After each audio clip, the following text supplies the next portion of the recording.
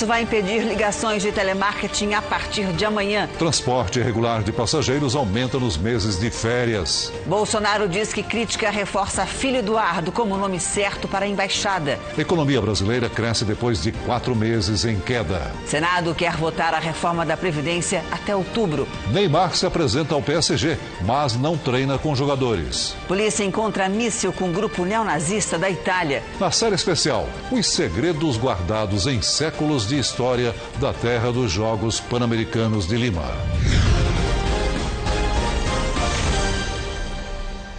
Boa noite. Um acordo entre a Agência Nacional de Telecomunicações e empresas de telefonia promete acabar com as ligações indesejadas de telemarketing. O serviço chamado Não Me Perturbe entra em operação amanhã e só vale para empresas de telefonia, internet e TV por assinatura. Não tem um dia em que o Ricardo não receba ligações com ofertas de pacotes de operadoras de telefonia ou TV por assinatura. Quando ele não atende no fixo, eles ligam no celular. 5, 6 vezes por dia. Ligam oferecendo a mesma coisa. Aí eu falo, ó, já ligaram a terceira, você é a quarta pessoa que está me ligando o mesmo produto. Ah, eu vou dar baixa no sistema. E não dá baixa no sistema. A situação ficou ainda mais crítica quando ele trocou a empresa da TV a cabo. Uma vendedora não dava sossego para tentar reverter a mudança. Ela me ligou no único dia, 14 vezes no celular e 7 no fixo. Eu fui obrigado a entrar em contato com a Anatel para tomar providência. 30% das ligações indesejadas que os brasileiros recebem são feitas por operadoras de telemarketing que oferecem serviços de empresas de telecomunicação. Mas a partir de amanhã, essas chamadas poderão ser bloqueadas por consumidores de todo o país, tanto no telefone fixo quanto no celular. Em alguns estados, um serviço parecido é oferecido pelos PROCONs locais. Começa a valer uma regra que já deveria estar valendo, no sentido de que quando o consumidor quiser, ele procura a empresa para comprar alguma coisa. A iniciativa é uma parceria da Anatel com as empresas de telefonia e TV por assinatura, responsáveis por quase 100% do mercado. Para bloquear as ligações, será necessário fazer um cadastro no portal www.nãomeperturbe.com.br. As empresas que não cumprirem a determinação poderão ser multadas em até 50 milhões de reais. Tem que fazer isso mesmo. Pelo menos param, né, de perturbar a pessoa que às vezes está trabalhando, está ocupada e tem que parar para atender um telefonema desse tipo. 4 funcionários terceirizados da Vale prestaram depoimento hoje na CPI que investiga a tragédia em Brumadinho, na Assembleia de Minas. Para os deputados, a Vale sabia da instabilidade da barragem, um crime que o Brasil não pode esquecer. O primeiro a depor foi Antônio França Filho. Ele confirmou aos deputados que a sirene de alerta não tocou e surpreendeu os membros da CPI ao dizer que em junho do ano passado trabalhou com outros 50 funcionários para conter um vazamento de água na barragem B1. E quando a gente chegou, os funcionários da Vale já estavam lá trabalhando. Ele se emocionou ao lembrar dos colegas. Eu caí nessa altura de 7 metros. Deu aquele silêncio. Eu gritava os colegas, né, de um por um. Não tinha resposta de ninguém. E foi dentro daquele desespero. Depois foi a vez de Romero Xavier, gestor de produção, que falou basicamente da carga horária e rotina dos funcionários terceirizados. O engenheiro Marcelo dos Santos foi o terceiro a ser ouvido. Os deputados queriam detalhes sobre a colocação de drenos horizontais na parte de baixo da barragem para evitar que ela cedesse. Todo o trabalho era acompanhado e supervisionado. A gente nunca trabalhou, vamos fazer aqui, vamos tentar, assim, a reveria. Não, era tudo acompanhado. A última a depor foi a geóloga Laís Antonelli. Ela diz que não tinha acesso às informações da situação da barragem B1. O trabalho que a gente faz é muito pontual, então não tem informações da barragem, nem nos é passado. esse tipo de informação. Para a CPI da Assembleia de Minas, não há dúvida de que a Vale sabia da instabilidade da estrutura desde o ano passado. Segundo os deputados, a mineradora não agiu com transparência e nem seguiu as recomendações de segurança que poderiam evitar o rompimento da barragem de Córrego do Feijão, em Brumadinho. 248 pessoas morreram na tragédia. 22 seguem desaparecidas. A Vale mobilizou seus funcionários, inclusive terceirizados que tratavam e tinham outras atribuições no complexo da mina do Feijão, e não comunicou como deveria a gravidade desse incidente à Agência Nacional de Mineração. Um acordo entre o Ministério Público do Trabalho e a Vale garante a parentes de vítimas da tragédia de Brumadinho uma indenização de R$ 700 mil individualmente por dano moral, além do seguro adicional por acidente de trabalho. E para reparar o dano material, a Vale deve pagar uma pensão mensal até os 75 anos de idade. O acordo determina também estabilidade no emprego por 3 anos para empregados e terceirizados da Vale, além de um auxílio creche ou auxílio educação. No Rio de Janeiro, o drama de uma mãe que demorou 7 anos para descobrir a doença do filho e há 4 espera na fila para conseguir fazer a cirurgia. Há 11 anos, Glória espera uma solução para o problema de saúde do filho. Ele mal consegue andar. Não sai de casa, nem vai à escola. Ele fazia esporte, futebol, educação física, brincava normalmente. Hoje em dia ele não consegue fazer nada disso. Iago tem 17 anos e sofre de uma síndrome rara, a pectus excavatum. A síndrome de Iago causa uma deformidade no tórax. Com os anos, os ossos são deslocados para trás, comprimindo os pulmões e alterando a posição do coração. Na cirurgia, os médicos encaixam uma barra de aço para trazer o tórax para frente, devolvendo a função dos pulmões. O coração também volta para o local correto. Nos últimos anos, os sintomas vêm se agravando. Iago passa o dia com dores e falta de ar. Tem dificuldades para comer e já emagreceu mais de 10 quilos. Iago ficou 7 anos sem diagnóstico. Os médicos diziam que com fisioterapia o problema dele seria resolvido. Só soube da doença quando a família procurou o INTO, o Instituto Nacional de Traumatologia e Ortopedia, que é referência no país. Mesmo assim, Iago ainda não conseguiu fazer a cirurgia que os médicos daqui descobriram que ele precisa. Ele aguarda pela cirurgia há 4 anos. O Instituto não informou por que tanto tempo de espera.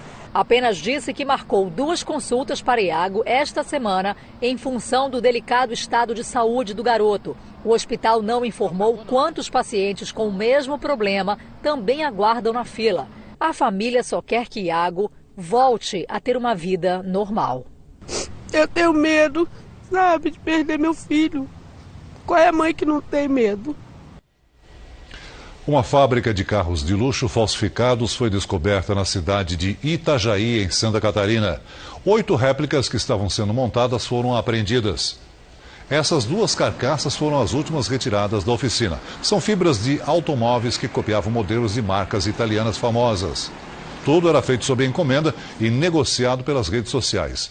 Cada réplica era vendida por até R$200 mil. Pai e filho, donos da fábrica clandestina e um funcionário podem ser indiciados por associação criminosa e crime contra a propriedade industrial. A atriz Paola Oliveira foi hoje à Delegacia de Repressão aos Crimes de Informática no Rio de Janeiro. Ela prestou queixa sobre um vídeo íntimo supostamente divulgado por ela na internet, mas a pessoa que aparece nas imagens é uma outra mulher. Paola Oliveira chegou no fim da tarde à delegacia para prestar depoimento, acompanhada do advogado e de uma assessora. Ela foi ouvida por cerca de 1 hora e saiu sem falar com a imprensa. A atriz veio prestar queixa sobre um vídeo íntimo divulgado na internet como se fosse ela. A pessoa que aparece nas imagens é uma outra mulher, uma atriz de filmes adultos norte-americana. A polícia quer descobrir quem publicou e compartilhou o vídeo. Vamos iniciar a investigação com as quebras de sigilo necessárias para descobrir quem postou aquele material dizendo ser da vítima. Paola se manifestou por meio de um comunicado. Afirmou que não vai se calar e que vai atrás dos culpados. Não é a primeira vez que artistas são alvo de crimes virtuais. O caso mais famoso foi o de Carolina Dickmann, que teve fotos copiadas do computador pessoal. O episódio inspirou uma lei com o nome da atriz que prevê como crime divulgar, vender imagens ou vídeos pessoais sem o consentimento de quem enviou. No caso de Paola, não houve invasão de um dispositivo eletrônico. Por isso, os responsáveis pela divulgação podem responder pelos chamados crimes contra a honra, como injúria e difamação. O fato de se associar o nome de uma atriz famosa a um fato desabonador que fere a reputação dela, isso já é um crime em si, né? Independentemente se o fato é verdadeiro ou não, não cabe exceção da verdade. O Banco Central divulgou hoje que o índice de atividade econômica subiu em maio, depois de 4 quedas consecutivas. O avanço foi de 0,54% na comparação com abril e 3,06% em relação a maio do ano passado. O índice é uma prévia do cálculo do PIB, o Produto Interno Bruto. O presidente Jair Bolsonaro reafirmou hoje a disposição de indicar o filho Eduardo para o posto de embaixador do Brasil nos Estados Unidos. Bolsonaro disse ainda que mantém a intenção de indicar um evangélico para o Supremo Tribunal Federal. O presidente Jair Bolsonaro saiu pela manhã do Palácio do Planalto a pé e caminhou até o Congresso Nacional. Parou para cumprimentar um grupo de crianças que visitava a Câmara e posou para fotos.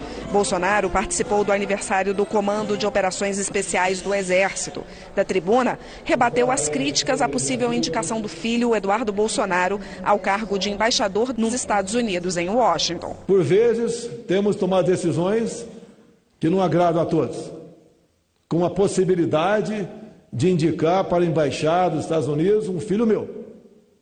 Tão criticado pela mídia. Se está sendo criticado, é sinal que é a pessoa adequada. No mesmo discurso, o presidente saudou o ministro da Advocacia-Geral da União. Recentemente, Bolsonaro afirmou que o Supremo Tribunal Federal precisa de um ministro terrivelmente evangélico e sinalizou que esse ministro pode vir a ser o advogado-geral da União, André Mendonça. Lá na ponta direita, que eu não vislumbro daqui, que tem uma massa cobridora na frente, prezado André Mendonça, ministro-chefe da Advocacia-Geral da União. Um ministro terrivelmente evangélico. Assim como nós somos terrivelmente patriotas. Muito obrigado por ter aceito essa missão. Também nesta segunda-feira, o presidente fez um pequeno balanço dos 7 meses de governo. Ele destacou o acordo que o país fechou com o Mercosul e os esforços do Brasil para fazer parte dos países que compõem a OCDE, a Organização para a Cooperação e Desenvolvimento Econômico. E começaram hoje na Argentina as reuniões do Mercosul. O bloco discute detalhes do acordo com a União Europeia e também o fim da cobrança do chamado roaming internacional entre os países membros. Por 3 dias, a cidade de Santa Fé, a 500 quilômetros de Buenos Aires, é a capital do Mercosul. Os líderes dos países do bloco, Brasil, Argentina, Uruguai e Paraguai, se reúnem na quarta-feira para assinar os principais acordos, entre eles o que põe fim à cobrança do roaming internacional.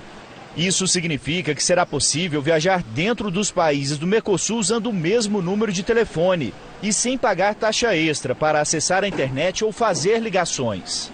Isso catalisa negócios, catalisa também as atividades de lazer e, consequentemente, traz um ciclo positivo, já que a economia é cada vez mais baseada numa sociedade digital.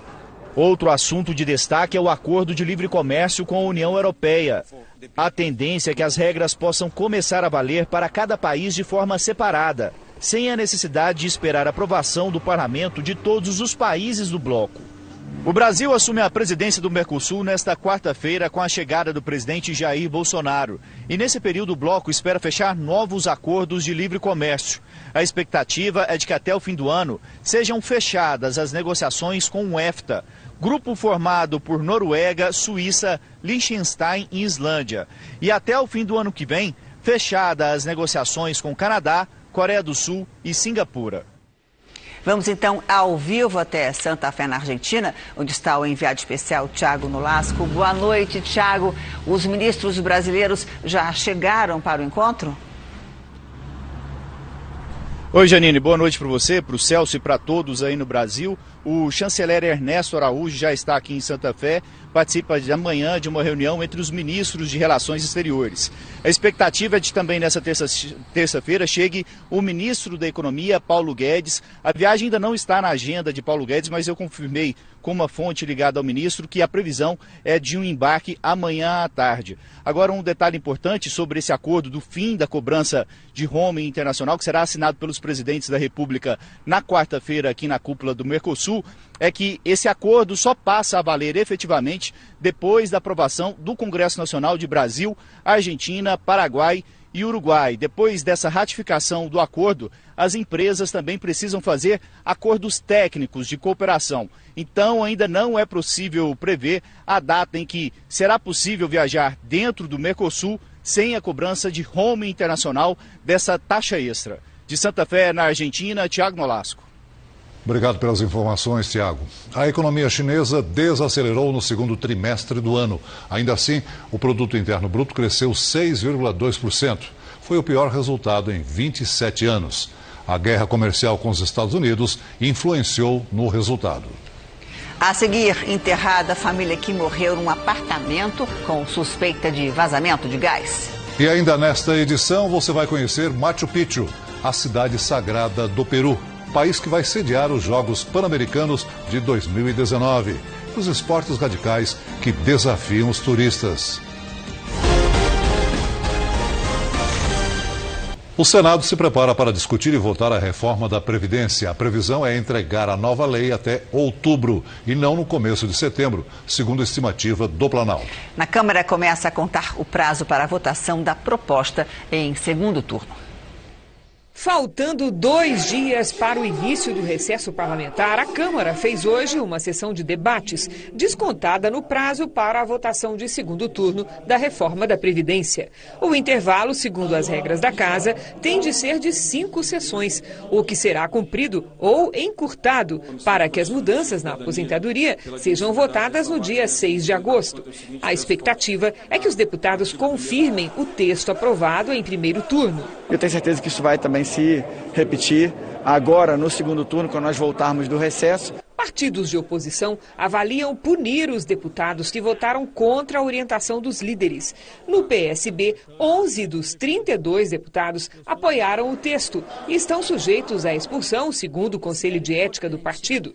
A decisão sobre o assunto será tomada em agosto. No Senado, que é a próxima etapa da reforma da Previdência, o relator Tasso Gereissati estuda formas de incluir estados e municípios nas novas regras. O mais provável é que seja feita uma emenda paralela à principal, facilitando que governadores e prefeitos adotem as mudanças por meio da aprovação de lei complementar. A presidente da Comissão de Constituição e Justiça aqui do Senado, que deve receber a reforma da Previdência entre 7 e 8 de agosto, acha que a emenda vai precisar de pelo menos 2 meses na Casa, mesmo que haja maioria entre os senadores para não modificar a versão aprovada pelos deputados. Caso haja alterações, o texto tem de ser devolvido à Câmara. Sem assodamento, deixando os parlamentares tirar todas as dúvidas, apresentando as emendas que acharem que tem, e nós dentro daquele compromisso com o país, de não diminuir a economia de 900 bilhões a 1 trilhão, nós estaremos dando a resposta certa, correta, equilibrada para o Brasil. O ministro da Infraestrutura, Tarcísio Freitas, anunciou hoje planos de investimentos para o setor de transportes. A previsão é que 40 aeroportos sejam entregues à iniciativa privada, incluindo Congonhas, em São Paulo, e Santos Dumont, no Rio de Janeiro. Para os portos, as concessões devem gerar mais de 4 bilhões de reais. Nas rodovias, a previsão é de que 16 mil novos quilômetros sejam explorados por empresas privadas. O ministro anunciou que o contrato para a instalação de radares será refeito, o que deve reduzir em 75% o número de equipamentos instalados nas estradas federais. Ele disse ainda que o governo já enviou e cabe ao Congresso aprovar o projeto de lei com alterações no Código de Trânsito, que incluem aumento no limite da pontuação na habilitação e troca da multa por advertência para crianças transportadas sem cadeirinha. Foram enterradas hoje na Grande São Paulo as 4 pessoas da mesma família que morreram num apartamento com suspeita de vazamento de gás. Uma medição feita no local apontou alta concentração de monóxido de carbono. A família foi enterrada no fim da tarde nesse cemitério no ABC Paulista. Os corpos foram encontrados quase 30 horas depois das mortes. A suspeita é que o casal, o filho de 3 anos e a filha de 14, sofreram asfixia por ingestão de monóxido de carbono. A mulher, Kátia Sasaki, foi encontrada no banheiro com o chuveiro ligado. O apartamento estava vazio e com as janelas fechadas, inclusive as da área onde fica o aquecedor. Policiais e peritos perceberam que no imóvel não havia uma chaminé próxima ao equipamento. Durante a perícia foi detectado um alto índice de monóxido de carbono, que é tóxico e não tem cheiro. Por isso, quem usa esse tipo de sistema em casa deve ficar atento. Essa tragédia de lição para todos que possuem aquecedor a gás, que se preocupem muito com a exaustão do equipamento, com a manutenção e sempre deixar as janelas abertas. Veja só, na busca por um emprego formal, especialistas em recrutamento garantem as chances de contratação aumentam se o candidato também informar os bicos que já fez. Quando as vagas do mercado de trabalho formal, com carteira assinada, andam tímidas, a rua vira um escritório movimentado e o bico uma profissão. Encanador, pintor, eletricista, tem que fazer alguma coisa. O motorista Edivaldo sempre trabalhou de carteira assinada. Enquanto uma nova vaga não aparece, ele segue no trabalho, mas sem nenhum vínculo. Hoje, no país, mais de 11 milhões de brasileiros trabalham sem carteira assinada. E, ao mesmo tempo, muitos continuam procurando uma vaga no mercado formal. Só que nem sempre essa informação preciosa consta nos currículos, em entrevistas de emprego ou quando as pessoas procuram a recolocação numa empresa de recrutamento como essa. Às vezes você fica muito tempo parado, aí eles perguntam por quê. Que não tem um registro na carteira. Aí você fala que está fazendo bico. Você acha que as empresas precisa falar do bico ou não deve falar? Ah, tem que falar, né? Falar sempre a verdade. É. Porque às vezes ele pensa que você está parado porque quer. E o que você já fez de bico? De bico, já trabalhei em box, com relógio, de vendedora também. Por que as pessoas às vezes não falam que está fazendo bico? Ah, você vergonha, né?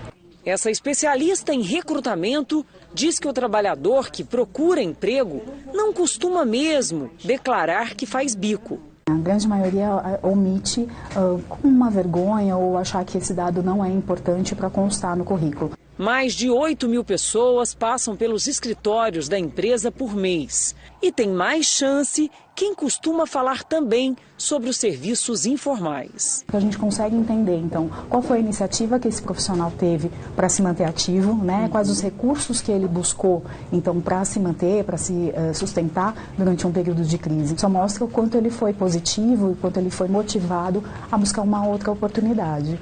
A vendedora Jéssica e o motorista Edivaldo sabem, o bico é indispensável para manter as contas, mas se tudo der certo, será temporário. É mais para mim conseguir os meus estudos, para mim conseguir o que eu quero. A semana começou mais fria no Rio Grande do Sul e também em Santa Catarina. Lidiane, boa noite para você. Esse frio vai chegar na região sudeste? Vai, viu, Janine? Boa noite para vocês, para quem nos acompanha. Olha, hoje já choveu leve, inclusive em algumas cidades do interior aqui de São Paulo. Sinal da aproximação de uma frente fria. E depois da passagem dela, vai esfriar, com possibilidade inclusive de geada na região sul. Frio no sul e no sudeste. E no restante do país? Vamos ver, Celso. Olha, acontece o oposto. Faz sol na maior parte do centro-oeste, norte e também do nordeste, com uma chuva bem rápida a qualquer hora entre o Acre e o Sergipe. Em Porto Velho faz 36 graus, em Palmas 34. Já em Curitiba, 14 graus e em Porto Alegre, máxima de 15. Em Brasília, vamos ter um pequeno alívio no tempo seco. A frente fria vai empurrar um pouquinho de umidade para lá. Mínima de 11, máxima de 30 graus. Em Salvador e nos municípios do interior da Bahia, tempo firme e máxima em torno dos 28 graus. Em São Paulo, dia nublado com possibilidade de chuva fraca à tarde e 19 graus. E amanhã, a partir das 17 horas e 1 minuto pelo horário de Brasília, vai ser possível observar um eclipse lunar parcial. Exatamente isso acontece quando a Lua, a Terra e o Sol ficam alinhados. O fenômeno poderá ser visto a olho nu em todo o Brasil, exceto na faixa leste de São Paulo, por causa da nebulosidade. Até amanhã, gente. Obrigada, Lidiane. Até amanhã. Até amanhã. Tempestades castigam o sul da Ásia e deixam milhões de desabrigados. Mais de 130 pessoas morreram. A temporada de chuvas no continente vai até setembro. Paisagens submersas. Cidades inteiras engolidas pela água. No norte da Índia, mais de 3 milhões de pessoas tiveram que sair de casa depois que rios transbordaram.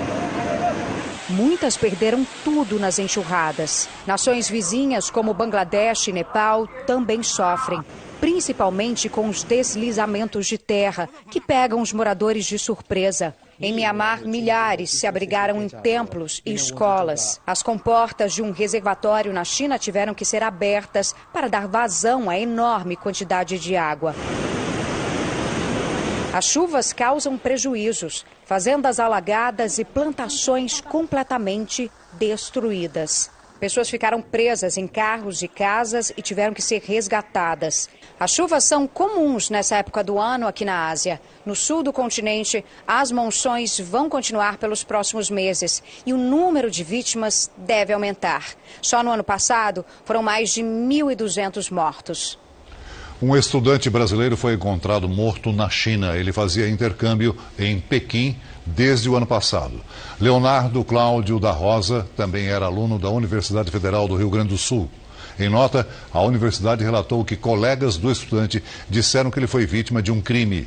O Itamaraty está em contato com a Embaixada Brasileira da China. A seguir, férias perigosas. Polícia flagra carro na estrada com 11 pessoas, sem nenhuma segurança. Na série especial, os atrativos do país que irá sediar pela primeira vez os Jogos Pan-Americanos.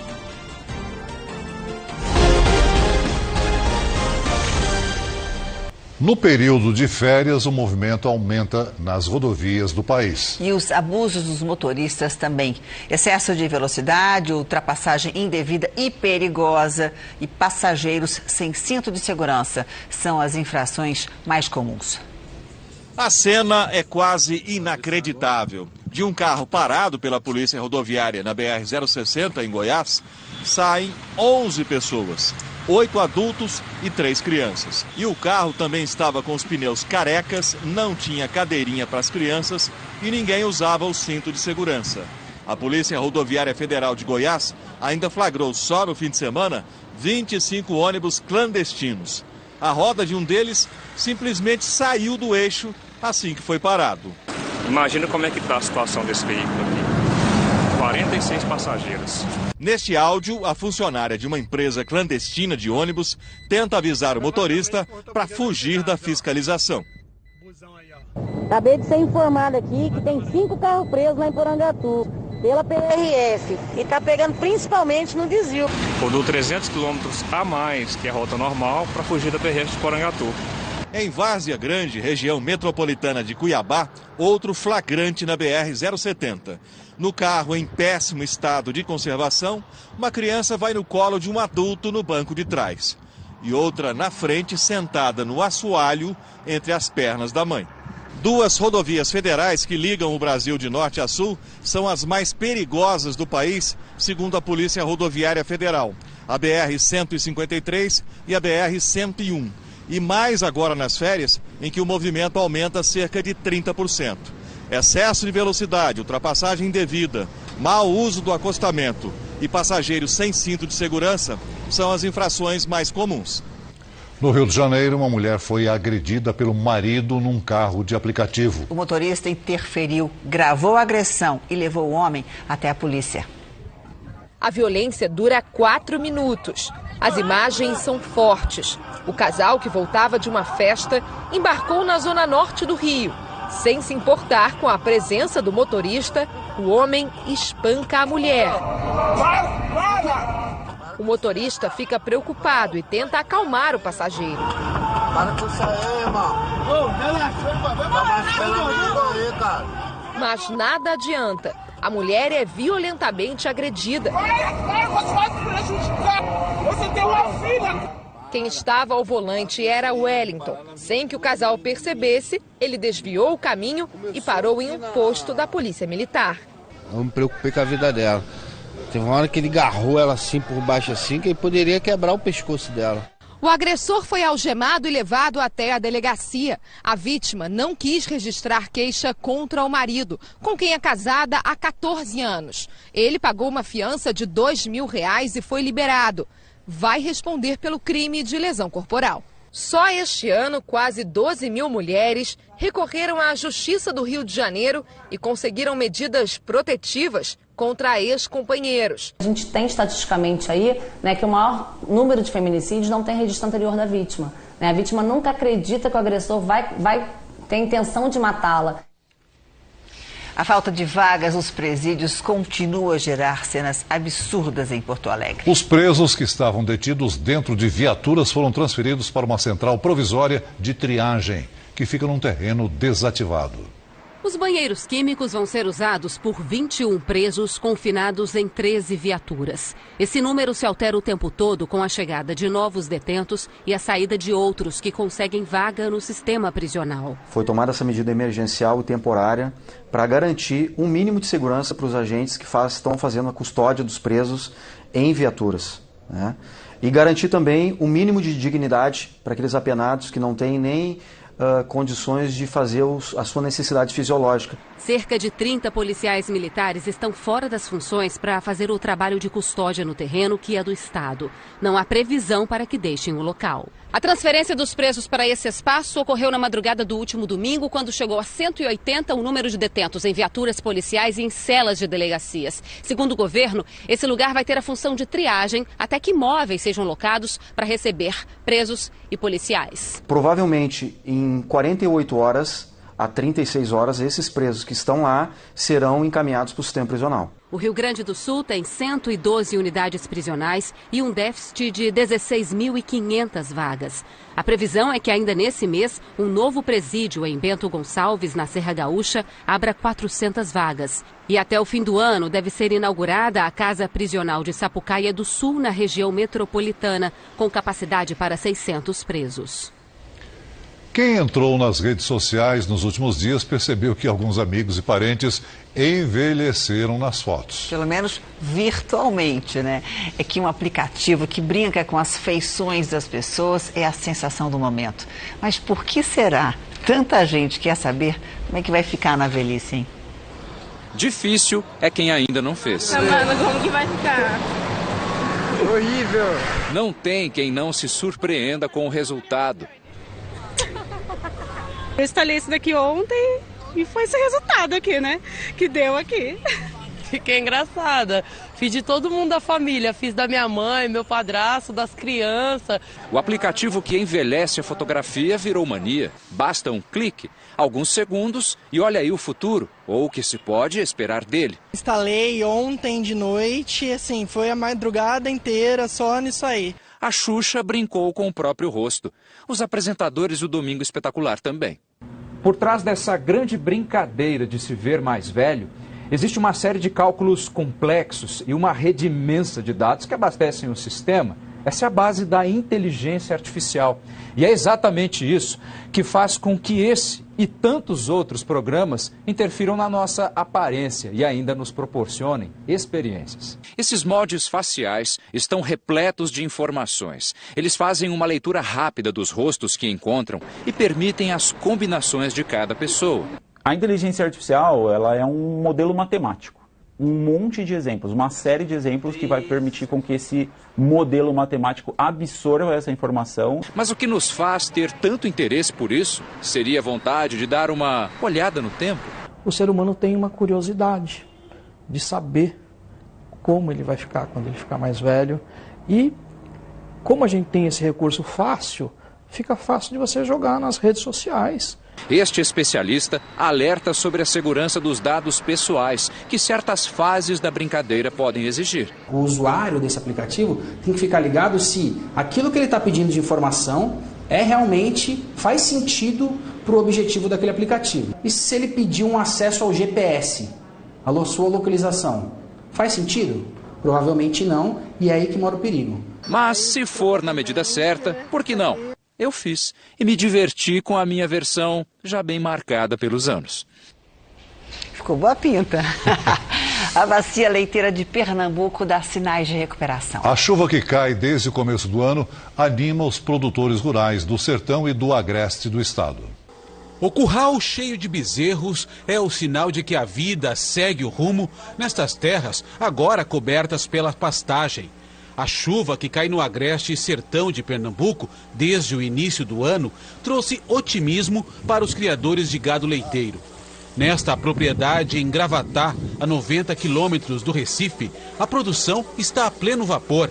40 vacas leiteiras são ordenhadas e mais 20 foram compradas. A gente que estava transportando água 2 vezes por dia, agora dia sim, dia não. Também plantou mais palma, plantou capim e já está nascendo a palma que a gente plantou, já tá pegando. Aí é outra perspectiva. Pernambuco é o segundo maior produtor de leite do Nordeste, atrás apenas da Bahia. São 107 mil pessoas que vivem diretamente da produção e do beneficiamento do leite no estado. A retomada da bacia leiteira aqui em Pernambuco vem depois de um longo período de seca extrema que durou mais de 5 anos e dizimou pela metade o rebanho bovino no estado. Durante esse período, a produção diária não chegava a 900 mil litros de leite. Hoje já ultrapassa os 2 milhões de litros diariamente. A recuperação do setor também veio com o fim da isenção fiscal para as indústrias importarem leite em pó e derivados a preços mais em conta. A medida do governo estadual foi adotada no período mais difícil de estiagem. Deixou de isentar essas importações, aí fez com que o leite fluido fosse mais procurado pelas indústrias, elevando o preço. Na seca, seu Severino precisou vender parte das vacas que tinha. Agora, voltou a investir no rebanho. Se continuar a pastagem, se fazer mais uma água, né, a gente vai tirar o prejuízo. A polícia italiana apreendeu hoje um arsenal de guerra durante uma operação contra um grupo neonazista no país. Entre as armas, foi descoberto um míssil usado pelo exército do Catar. Os criminosos tentavam vender o foguete pelas redes sociais. Foram encontrados também dezenas de pistolas e fuzis, mais de 300 peças de armas e 800 balas de vários calibres, além de propagandas neonazistas. A operação investigava italianos que teriam lutado ao lado de forças russas no leste da Ucrânia.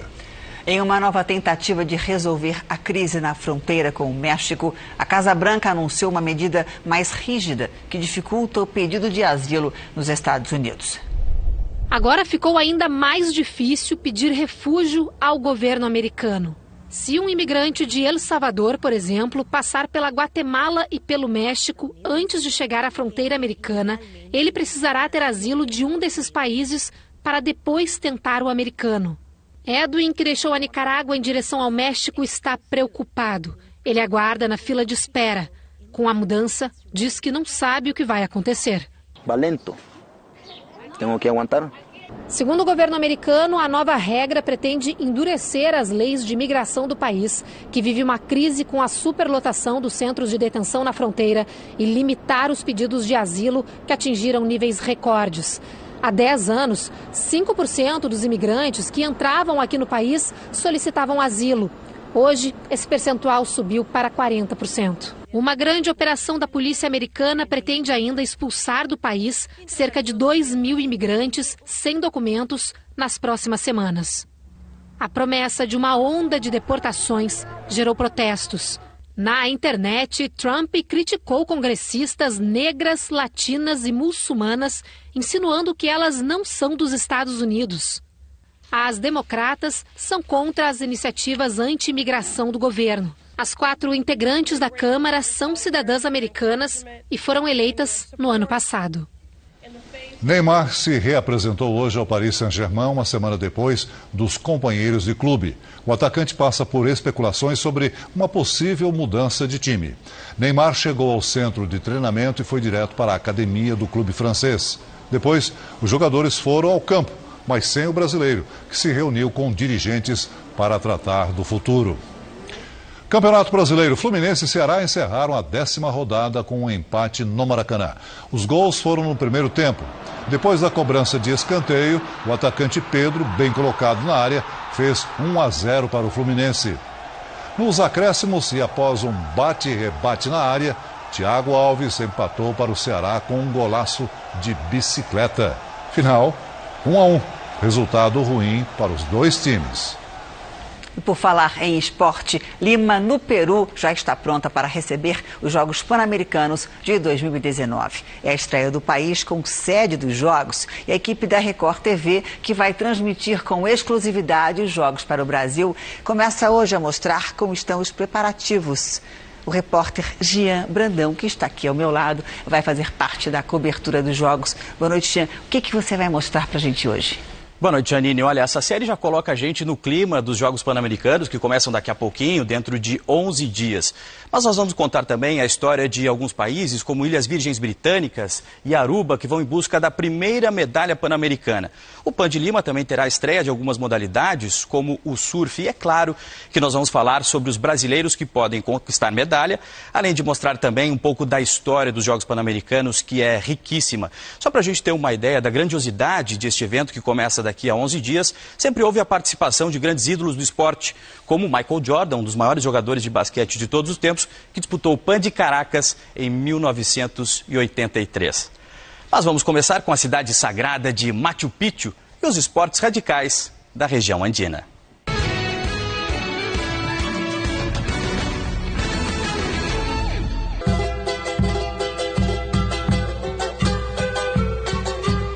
No alto das montanhas do Peru, um presente deixado pelos Incas para o futuro dos peruanos.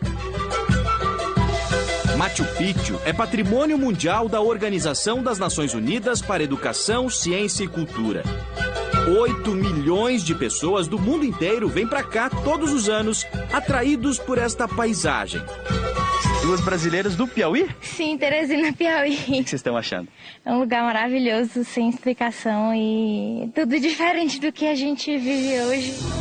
No século XV, Machu Picchu serviu como um centro religioso, político e administrativo da civilização Inca.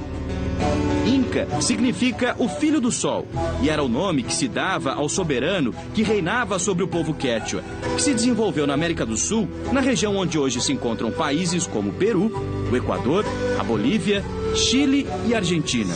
Quem vem a Machu Picchu tem que estar disposto a fazer um pouco de exercício, né? Porque sobe e desce bastante escada.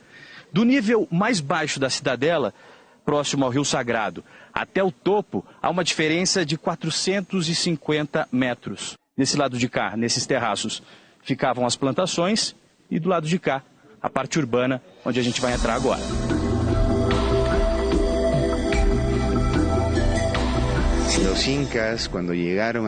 Os Incas, quando chegaram, reconheceram a importância sagrada deste lugar e sua relevância estratégica numa convergência entre a zona tropical e os Andes. As montanhas, para os Incas, são seres sagrados, que merecem respeito, diz o administrador do parque que protege o local. Machu Picchu significa velha montanha. A cidade levou aproximadamente 100 anos para ser construída e quando estava prestes a ser finalizada, foi abandonada por causa da chegada dos espanhóis. Ao momento deles fugir daqui, bloquearam todas as trilhas, as 8 trilhas que conectavam Machu Picchu com as principais cidades do Império.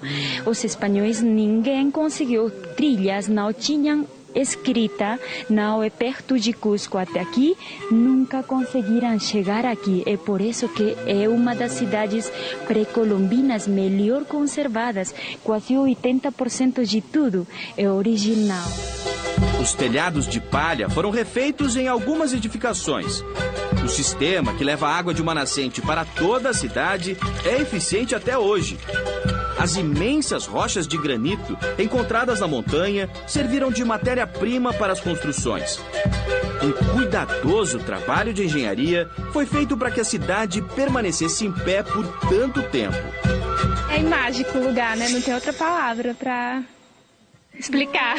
É por todo este encanto que Machu Picchu causa nas pessoas que a tocha pan-americana chegou primeiro aqui há 2 semanas, no início das atividades dos Jogos do país. Muitos atletas e torcedores certamente vão querer conhecer a região. Quem vem para Machu Picchu com mais tempo pode aproveitar a região em torno da cidade dos Incas. Uma opção é aproveitar os esportes radicais em Santa Teresa. Para chegar lá, pega um trem turístico como esse, bonito, todo decorado. A gente faz uma viagem de 40 minutos, fica sentado aqui confortavelmente, curtindo a natureza. Entre as opções mais radicais de aventura, nós escolhemos a tirolesa. Mal dá para ver o outro lado. Foi difícil chegar no alto, mas na hora da partida, explosão de adrenalina.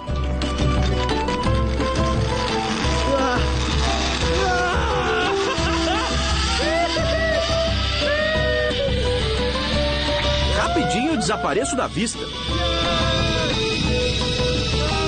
Falta coragem para olhar para baixo.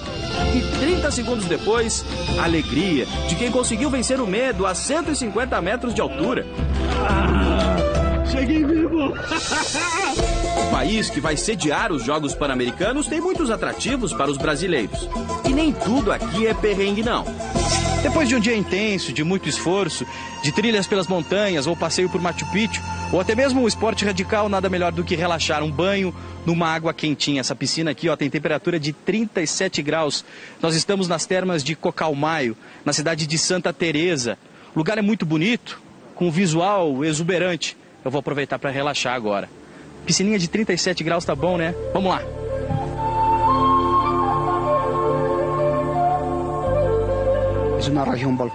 É uma região vulcânica, por isso a água que brota da terra é quente. Aventura, cultura e diversão não faltam no país dos Jogos Pan-Americanos.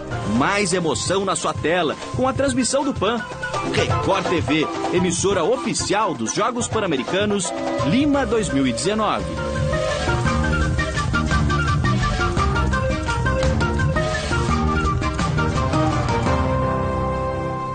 O Jornal da Record termina aqui. Você pode assistir a edição de hoje na íntegra no Play Plus. Fique agora com